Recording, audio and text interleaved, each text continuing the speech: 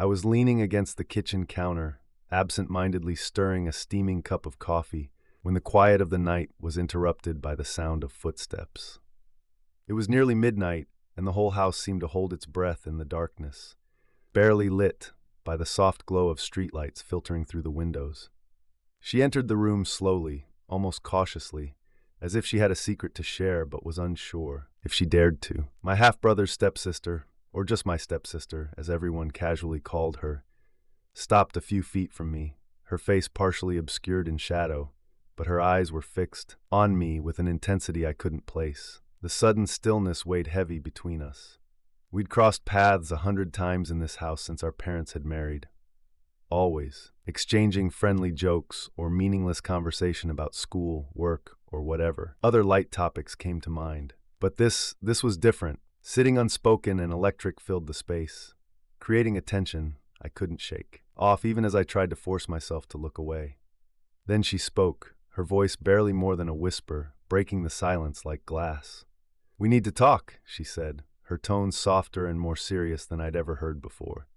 She was fidgeting with her hands, twisting her fingers together as if she was still trying to gather the courage to continue. The words came out reluctantly, almost painfully, and I couldn't remember the last time I'd seen her this vulnerable.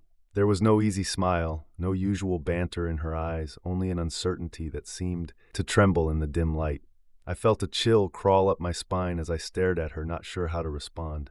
Part of me wanted to shrug it off, laugh at the awkwardness of it all, but something in her expression held me back. It was as if she was standing at the edge of a cliff about to take a leap, and all she needed was a little nudge. It was shocking, surreal even, and I could feel my heart pick up speed as the reality of the moment sank in. I wasn't prepared for this, whatever this was. "What's going on?" I finally asked, managing to keep my voice steady despite the growing tension.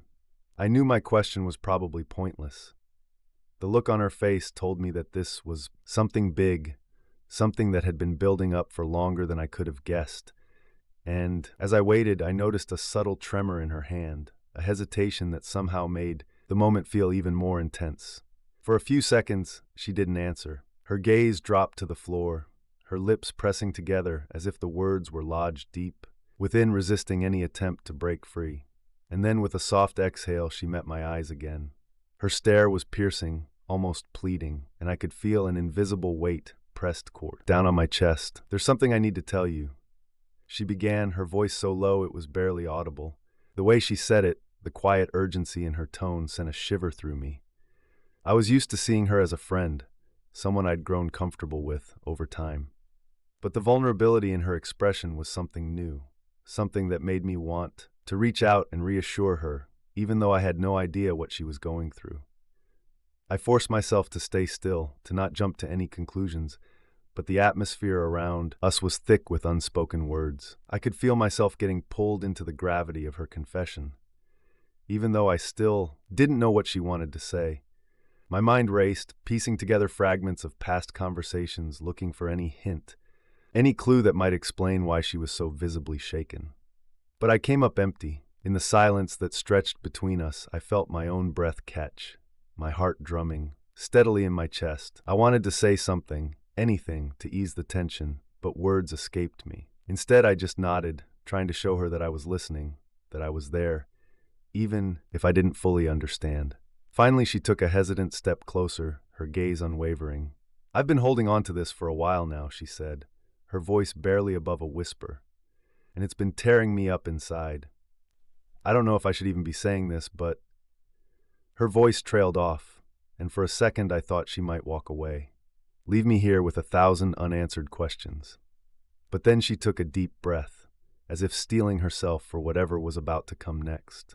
She paused again, her gaze intense, her expression guarded yet vulnerable, a strange combination that made it impossible to look away. The words that finally left her lips hit me harder than I could have anticipated, their impact rippling through me like a sudden gust of wind. "I think I have feelings for you," she confessed, her voice barely a whisper. The shock of her words hung in the air, filling the silence with an intensity I couldn't ignore. The next day, I couldn't shake the memory of her words, even as I tried to dive into work and push everything to the back of my mind.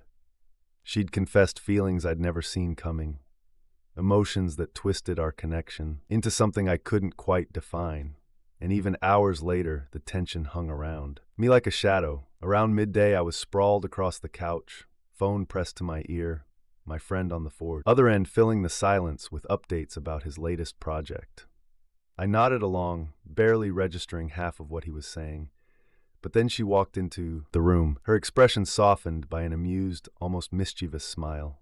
I kept my eyes on her, captivated, even as I struggled to pay attention to my friend's blurred voice. She sat beside me, just close enough that I could feel her presence.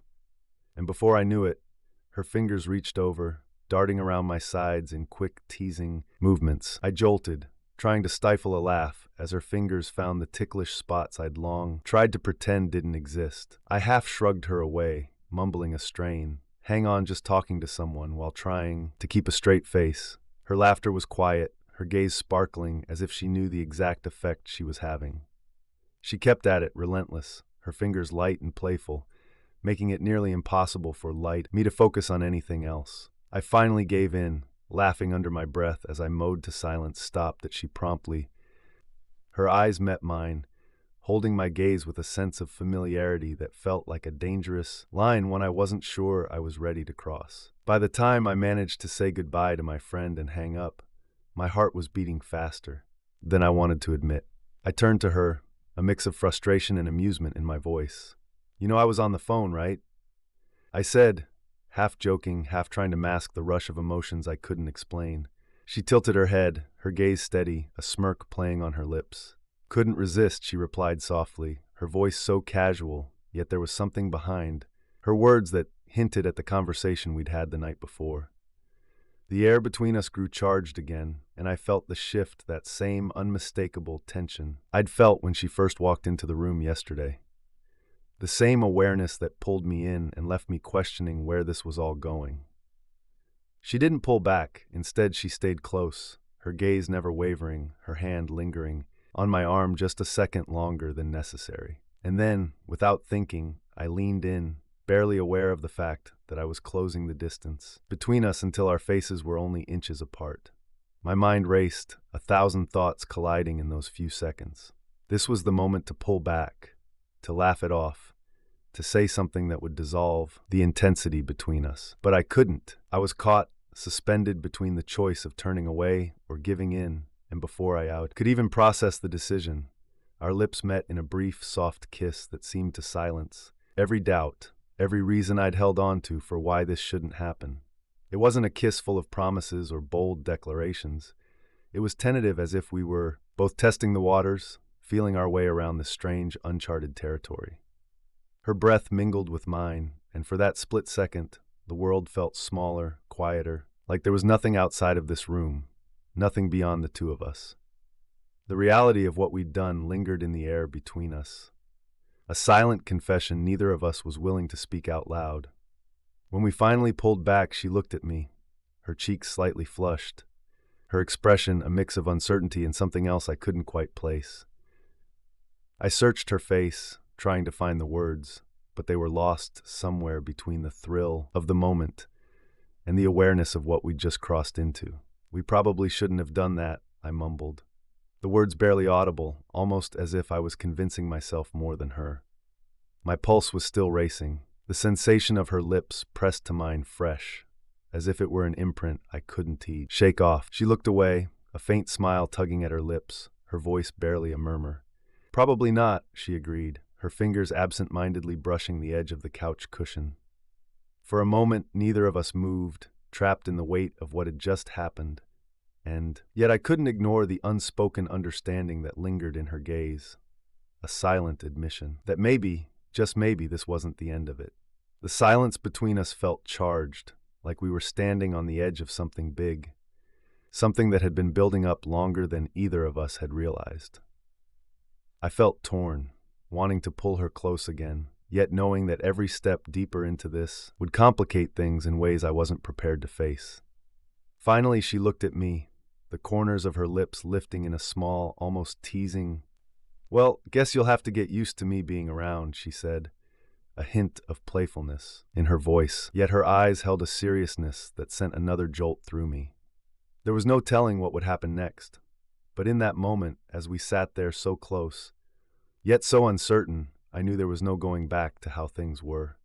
We'd crossed a line, and the only question now was whether we were ready to face the consequences. In the days that followed, it felt like everything had shifted, and yet we both acted as if nothing unusual had happened. We were careful, treading lightly, careful not to bring up the kiss that hung unspoken between us. Yet the memory of it lingered, catching me off guard in quiet moments, making me second guess every look, every smile. I found myself watching her more closely, noticing small things I'd somehow missed before. The way she'd tuck her hair behind her ear, the quick smirk she'd give when she thought no one was watching, the way her laugh softened whenever I was around. I knew it was ridiculous to be thinking about her like this, but I couldn't stop myself. Anytime we were in the same room, the air grew heavy, thick with unspoken tension. I'd catch her glancing my way, and sometimes our eyes would meet, lingering just a second, too long before one of us looked away. And though I tried to ignore it, I could tell she felt it too. One evening, as I was preparing dinner, she strolled into the kitchen with an easy, familiar grin. She leaned against the counter, watching me chop vegetables, and for a moment, everything felt oddly normal. There was something comforting in her presence, as if we'd settled into a silent agreement to let things be. But as I turned to grab a bowl, I noticed her reaching for the can of whipped cream I'd set aside for dessert. I raised an eyebrow, amused. "Seriously? That's for later," I said, knowing full well she'd ignore me.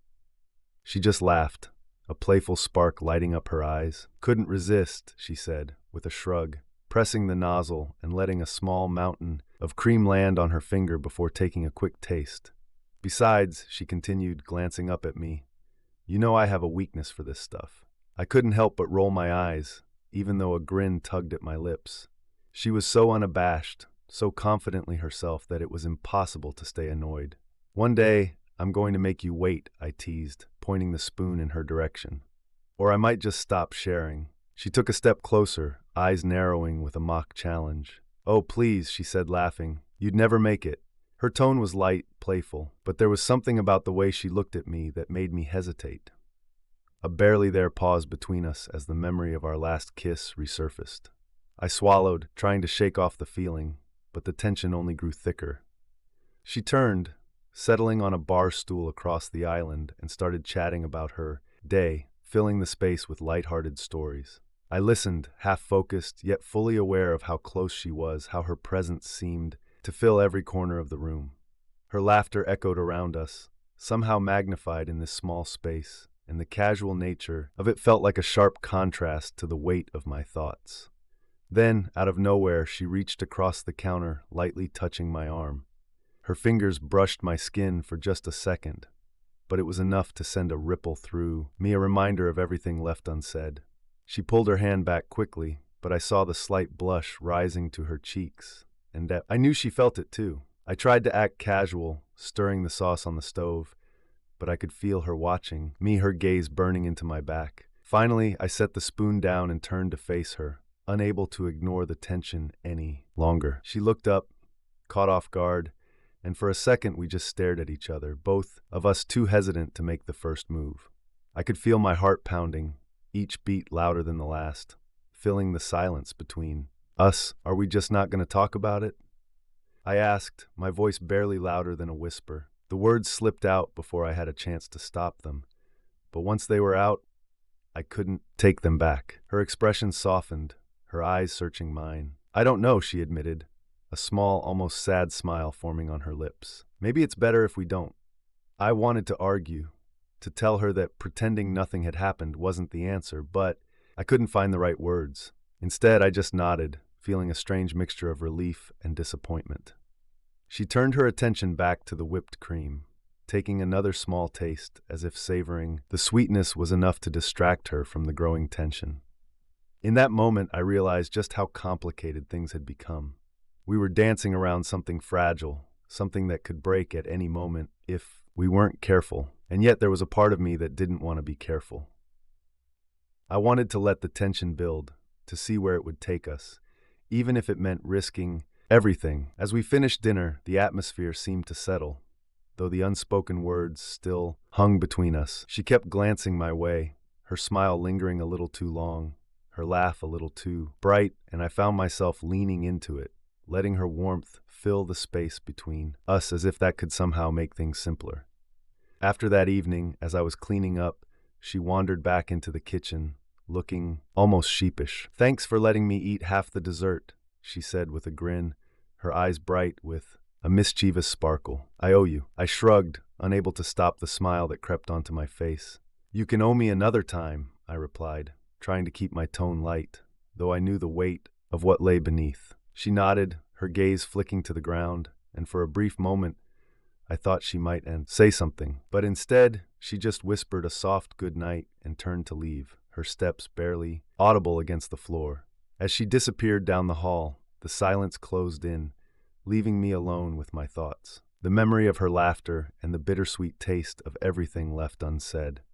A few days later, we found ourselves alone again. This time, it was on a brisk autumn evening, with leaves falling from the trees around, swirling in gentle breezes that cut through the silence. We were supposed to be helping with an errand, some family commitment. Neither of us wanted to attend, but we'd both conveniently slipped away, finding an empty park bench under a street lamp that cast a soft glow. The air was sharp and clear, the kind that seems to breathe life into buried emotions, and I could feel that familiar tension beginning to settle over us again. It was impossible to ignore, as much as we both tried to act casual. She was talking about something trivial, a recent movie she'd watched, maybe, or some story about a friend, her voice laced with a forced lightness that betrayed her. I nodded along, responding automatically, but my mind was elsewhere, replaying every moment we'd shared over the past weeks, all the things we'd left unsaid. I could feel her eyes on me as she spoke, her gaze intense, like she was waiting for something, though I couldn't say what. Eventually, the words trailed off, leaving only the quiet hum of the evening around us. She tucked a strand of hair behind her ear, fidgeting with her scarf as if she was uncomfortable, and I knew we were both thinking about the same thing. The silence between us grew heavier, thick with unspoken words, and I could feel my heart pounding, that familiar rhythm of anticipation and fear. After what felt like an eternity, I took a deep breath and finally spoke, breaking the quiet that had enveloped us. "Look, about everything that's been happening," I began, my voice sounding more uncertain than I'd intended. "We can't keep ignoring it." Her gaze dropped to the ground, her face softening. She looked almost vulnerable, a stark contrast to her usual confidence, and for a moment, I felt a pang of guilt, like I was pushing her into a corner. But then she looked up, meeting my eyes with a steady resolve I hadn't expected. "I know," she replied, her voice barely above a whisper, "but I don't know what to do about it either." There was a sadness in her tone, a sense of helplessness that mirrored my own. "Maybe it's better if we just pretend nothing happened," she added, though there was no conviction in her words. I shook my head, feeling a rush of frustration. "How can we pretend?" I asked, my voice growing louder. Whatever this is, it's real. We can't just sweep it under the rug and pretend it doesn't matter." My words hung in the air, harsh against the quiet night, and I immediately regretted the slight edge in my tone. She flinched, her expression hardening. "Do you think I haven't thought about that?" She shot back, her voice tinged with frustration. "Do you think I don't know how complicated this is?" Her words hit me, and I took a step back, feeling the weight of everything we'd been carrying. The hurt in her eyes made me realize just how deeply we were both affected by this, how we'd been trying to ignore something that refused to be buried. She stood up, wrapping her arms around herself as if to shield against the cold, though I knew it wasn't just the chill in the air that made her shiver. For a moment, she looked like she was going to walk away, to put an end to this. But then she turned back, her gaze softer, more vulnerable than I'd ever seen it. Maybe we just need to be honest," she murmured, her voice barely audible, no more pretending. The vulnerability in her words broke through my own defenses, and before I could stop myself, I closed the distance between us. Her breath caught as I reached out, my hand finding hers, our fingers intertwining in a way that felt both new and familiar.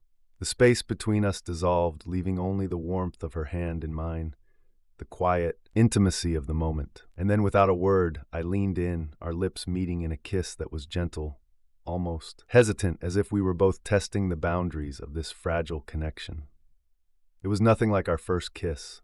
This time it felt grounded, real, as if we were finally acknowledging the truth we'd both been running from. Her lips were soft, warm against mine, and I could feel her heartbeat against my chest, a steady rhythm that matched my own. We pulled away slowly, our foreheads resting together, neither of us willing to break the silence. When she finally spoke, her voice was barely a whisper. This is a mess, isn't it?" She laughed softly, the sound tinged with both sadness and relief, and I felt a faint smile tugging at my lips. "Yeah," I replied, my voice equally soft. "But maybe it doesn't have to be." The words felt both comforting and uncertain, like a promise we weren't sure we could keep. For a while we stayed like that, lost in the quiet comfort of each other's presence. It was as if the world around us had faded, leaving only the two of us in this small, stolen moment. But eventually, reality began to creep back in, reminding us of the impossibility of what we were doing. She pulled away slightly, her gaze distant. "We can't keep doing this," she said, her voice filled with a sadness that tugged at my chest. "It's too complicated. People would never understand." I wanted to argue, to tell her that we could make it work, but the words caught in my throat. I knew she was right. No matter how much I wanted to believe we could find a way, the obstacles were too great, the risks too high, and yet I couldn't bring myself to let her go. "I don't have all the answers," I admitted, my voice quiet. "But I know that I don't want to lose this." "Lose you?" She looked at me, her eyes filled with an emotion I couldn't quite place. For a moment, I thought she might say something that would make all of this make sense, but instead she just sighed, a soft, resigned sound that cut through me like a lay knife. "We'll figure it out," she said, though her tone was laced with uncertainty. "Or maybe we won't." She laughed bitterly, the sound hollow, and I could feel the weight of her doubts settling over us like a heavy cloud. The night air grew colder, a sharp reminder of the reality we couldn't escape. We were standing on the edge of something vast and uncharted, and I knew that whatever came next would change everything. As she looked at me, her expression a mixture of hope and fear, I felt the weight of what we were risking, the fragile nature of the connection we were trying to hold on to. In that moment, I wanted to tell her everything, how much she meant to me, how much I wanted to make this work. But instead, I just reached out, taking her hand once more, offering what little comfort I could. "Whatever happens," I said, my voice steady, "we'll face it together." Her grip tightened around my hand, and for a moment it felt like that was enough. But as we stood there, wrapped in the quiet of the night, I knew that the hardest part was still ahead. It wasn't long before our parents suggested a family getaway, one of those impulsive ideas where they imagined we'd all reconnect and make memories together, free from daily. I knew we couldn't refuse without raising suspicion, so we agreed. The idea of spending an entire weekend together, confined within the same house, felt like both a blessing and a burden. I told myself we'd keep our distance, make it through without letting our guard down, but deep down I knew it wouldn't be that simple. The weekend began on an awkward note. The house was a cozy, secluded cabin near a lake, its rustic charm casting a quiet stillness over us that only heightened the tension. The first night, we all sat together, our parents laughing, reminiscing about stories we'd heard 1,000 times. She and I exchanged polite glances, keeping the familiar distance we'd practiced over the past few days, but I couldn't help catching her gaze every so often. I saw the same hesitance, the same pull that kept bringing us back to each other, and I knew she felt it too. The second day was filled with activities designed to bring us closer together, according to our parents. By mid-afternoon, we'd hiked through the nearby woods, played board games by the fire, and shared more forced laughter than I thought possible. The strain of keeping things normal was exhausting. The tension simmered under every word, every glance. She stayed close to our parents, her laughter genuine enough to fool them. But every so often, I'd catch a glimpse of something in her eyes that told me she was just as on edge as I was. That evening, after dinner, we managed to sneak away, retreating to the quiet shadows of the garden just outside the cabin. The air was crisp and smelled of pine, and the night was cloaked in a heavy silence, broken only by the occasional chirp of crickets. For a while, neither of us spoke. We just stood there side by side, watching the sky darken and the stars blink into view. I took a deep breath, breaking the silence. This weekend's been harder than I thought it would be. She nodded, her gaze distant, a faint crease in her brow. I thought I could handle it, she admitted, her voice barely above a whisper. But every time I look at you, it's like I can't breathe. It's as if I don't know who I am anymore when I'm around you. Her words hit me harder than I expected, and I felt a strange mix of relief and sadness. I reached out, my fingers brushing against hers, a tentative touch that felt as fragile as the moment itself. Maybe we're just trying too hard to pretend, I said softly, hoping that somehow saying it out loud would make it easier. She turned to face me, her expression torn between the same mix of emotions I felt. But what else can we do? This isn't something we can explain away, and every time I try to act normal, I feel like I'm betraying myself. And you, her gaze was steady, her eyes reflecting the dim light from the cabin, and I knew she was as trapped in this as I was. Before I could answer, the sound of footsteps approaching from the cabin made us pull apart. Instantly, our conversation cut short as we retreated back to our roles, putting on masks of casual indifference. The moment was gone, and with it, the brief comfort of honesty we'd shared.